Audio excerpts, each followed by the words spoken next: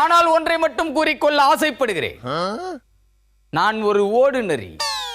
அழைத்த குரலுக்கு ஓடோடி வந்து உங்கள் குறைகளை கேட்டு குறைகளை நிவர்த்தி செய்து வருபவன் என்பது எல்லோரும் அறிவார். அதனால் தான் என் வீட்டில் நிரந்தரமாக ஒரு அழைப்பு மணியை வைத்திருக்கிறேன். அழைப்பு மணியின் பொத்தானை பொதுமக்கள் மட்டும் அழுத்துவதில்லை, சில சமயங்களில் எதிர்க்கட்சியினர் கூட அழைப்பு மணியை அடித்து இடிதாங்கியிடம் சில முறையீடுகளை முன்வைப்பார். பதவியேற்றம் செய்வதற்கு என்ன செய்ய வேண்டும், பதவியிறக்கம் செய்துவிட்டால் என்ன செய்வது என்று கண்ணீரும் கம்பளையுமாக வரும் மாற்றுக் கட்சியினருக்கே மாற்று ஆலோசனைகளை கூறி ஆற்றுப்படுத்துகிறேன். பொதுமக்களுக்கு எப்படியெல்லாம் பொது சேவை செய்து கொண்டிருக்கிறேன் என்பதை நீங்கள் புரிந்து கொள்ள வேண்டும். அழைப்பு மணி என்பது இரவிலும் கூட அலறத்தான் செய்யும். காட்டு யானைகள் கூட மணி அடிக்கும். காட்டு யானைகள் நாட்டுக்கு வரும்போது மணி ஓசை முன்னுக்கு வராது. ஏனென்றால் அவை காட்டு யானைகள். ஆனால் அந்த யானைகள் கூட என் வீட்டு அழைப்பு மணியை அழுத்தி என் காட்டில் வந்து மனிதர்கள் அட்டகாசம் செய்கிறார்கள் என்று முறையிடுகின்றனர்.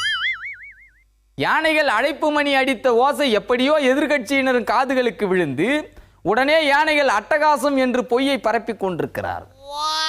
முகாமுக்கு போன யானைகள் என்ன குறை சொல்லப் போகின்றன என்பதை இனிதான் நீங்கள் அறிய முடியும்.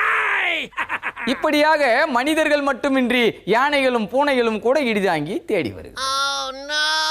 கொட்டி தீர்ப்பவர்களின் குறைகளை தீர்ப்பதற்கு 110 வழிகள் இருக்கலாம்.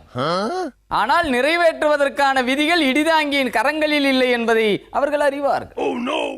இடிதாங்கியிடம் முறையிட்டால் சரியான பதில் கிடைக்கிறதோ இல்லையோ, ஆனால் ஒரு பல்லி மிட்டாய் கிடைக்கும் என்று அவர்கள் உறுதியாக நம்புகிறார். அதனால் தான் இரவில் வந்து அழைப்பு மணியை அடித்தாலும் பல்லி மிட்டாய் கொடுத்து பத்திரமாக திருப்பி அனுப்பி கொண்டிருக்கிறான் இடிதாங்கி.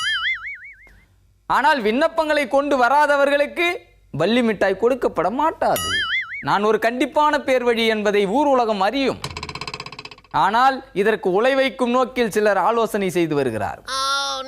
விண்ணப்பங்களை நேரில் பெறுவதற்கு பதிலாக கணிப்பொறி மூலமாக 24x7 நேரமும் குறைகளை பெற்று உடனுக்குடன் தீர்வு வழங்கினால் நேரமும் காலமும் மிச்சப்படும் என்று கூறுகிறார். இது இடிதாங்கிக்கு எதிரான சதி இல்லையா? எடைக்கு எடை நாணயம் வழங்குபவர்களின் மத்தியில் எடைக்கு எடை விண்ணப்பங்களை பெற்று பழைய பேப்பர் கடை மூலமாக உடலை வளர்க்கும் இடிதாங்கிக்கு எதிரான சதி இது என்ற உண்மையை உளறி உங்களிடமிருந்து விடைபெறுகிறேன். நன்றி, வணக்கம்.